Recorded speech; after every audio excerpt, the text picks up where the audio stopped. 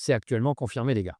Selon Mundo Deportivo, le club estime qu'il y a eu des décisions incohérentes, un dysfonctionnement du système de hors-jeu, des fautes non sanctionnées gravement et un VAR qui a refusé de fonctionner. Ce match ne s'est pas terminé au coup de sifflet final. Il ne s'est pas terminé dans les vestiaires. Il est en train de se transformer en affaire officielle. Le FC Barcelone a porté plainte contre l'arbitrage du match face à l'Atlético Madrid.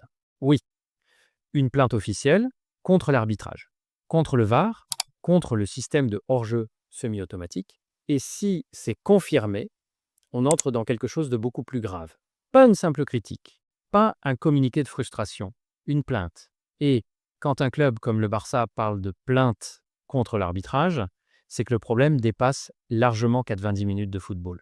Parce lors du match, il y a eu un tacle extrêmement dangereux, une semelle qui aurait pu blesser gravement. Un but refusé sur un hors-jeu tracé manuellement.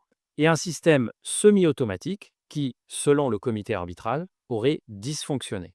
On parle d'un match qui pourrait laisser une trace, pas seulement au classement, mais dans la crédibilité de la Liga. Et cela va bien plus loin qu'une simple erreur d'arbitrage. Selon Mundo Deportivo, le FC Barcelone ne comprend pas ce qui s'est passé en ce jeudi soir. Le club estime qu'il y a eu des décisions incohérentes, un dysfonctionnement du système de hors-jeu, des fautes non sanctionnées gravement, une gestion disciplinaire incompréhensible et surtout une accumulation d'erreurs. Ce n'est pas une action isolée. C'est un ensemble et c'est là que ça devient dangereux pour la Liga. On parle d'abord de l'action la plus choquante. Giuliano Simeone, course lancée, 2 pieds décollés, gros tacle sur la cheville impact au niveau de la cheville. En termes réglementaires, on parle de mise en danger de l'intégrité physique. Selon les lois du jeu, un tacle avec les 2 pieds décollés, contact violent, danger pour l'adversaire, c'est rouge direct. Et pourtant, pas d'expulsion. Pourquoi? L'arbitre estime que l'intensité n'est pas maximale, le contact n'est pas suffisamment haut, l'intention n'est pas malveillante. Mais en football moderne, l'intention ne compte plus, c'est le danger qui compte. Et là, le danger est évident. Le VAR, silence. Et c'est ce silence qui crée la tempête. Les supporters du Barça crient à l'injustice. Pourquoi Simeone n'a-t-il pas reçu de carton rouge sur ce tacle violent? Le hors-jeu manuel. Maintenant, on vient sur le hors-jeu. On arrive maintenant au cœur du scandale. Le but refusé, la ligne, le hors-jeu.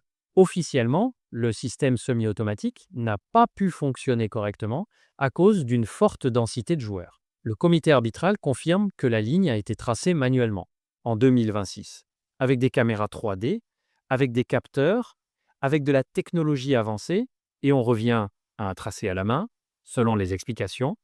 Le système était incapable de détecter clairement les points de contact. Mais la question que tout le monde pose, comment un système technologique censé éviter les polémiques peut-il dysfonctionner au moment le plus crucial?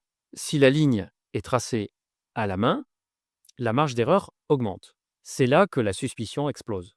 Parce que le hors-jeu semi-automatique existe précisément pour éviter toute subjectivité. Troisième action polémique, sommeil appuyé, un gros sommeil de Marcos Llorente sur Firmin Lopez, contact direct, zone sensible, encore une situation limite, encore une décision qui fait débat, et quand plusieurs décisions controversées s'enchaînent, ce n'est plus une coïncidence. C'est une accumulation, et dans le football, l'accumulation détruit la confiance. Voici les propos de Hansi Flick sur ce sujet. Il dit que c'est une vraie bordel. L'arbitrage en Liga, c'est un vrai bordel. Pour moi, j'ai vu ce hors-jeu. Ils ont mis quoi? 7 minutes pour vérifier. Ils cherchaient quelque chose à annuler. Il n'y a pas eu de communication claire non plus. Nous n'avons rien reçu. Peut-on porter plainte contre l'arbitrage? Question importante. Un club peut-il réellement porter plainte? Oui, mais pas pour mauvaise décision. Il peut demander une enquête interne, exiger les audios VAR, réclamer transparence et justification technique. Porter plainte, ce n'est pas anodin. Cela signifie contester officiellement l'intégrité d'une décision, mettre la pression sur la Liga, exiger transparence et explication technique. Le Barça ne demande pas seulement justice, il demande des comptes. Et si une plainte est déposée, la Liga devra publier les enregistrements VAR, expliquer le dysfonctionnement, justifier les décisions disciplinaires. On entre alors dans un terrain institutionnel. Ce n'est pas une annulation de match. C'est une demande d'explication. Et ça met une pression énorme sur la Liga.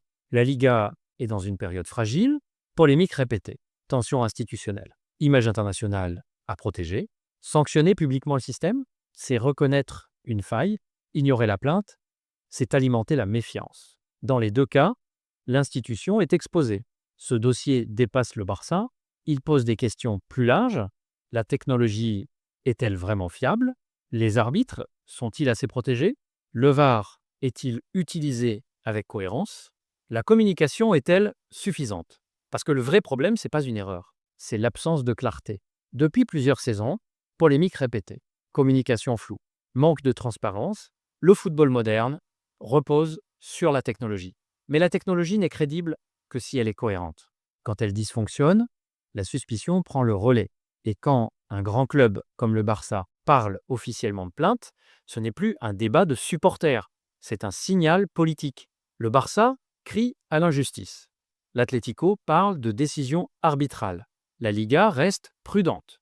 Mais une chose est sûre, la confiance est fragilisée. Et sans confiance, un championnat ne peut pas être crédible. Si la ligne est tracée à la main, si les rouges évidents ne sont pas donnés, si les décisions majeures sont floues, la Liga doit répondre. Parce qu'un championnat vit de sa crédibilité. Maintenant, je vous pose la question, le Barça a-t-il raison de porter plainte? Le hors-jeu manuel est-il acceptable? Le tacle de Simeone mérite-t-il rouge? La Liga protège-t-elle son image? Dites-le en commentaire. On débat, mais avec analyse, pas avec fanatisme. Abonnez-vous si vous voulez qu'on continue à décrypter les grandes polémiques du football sans langue de bois. On se retrouve très vite.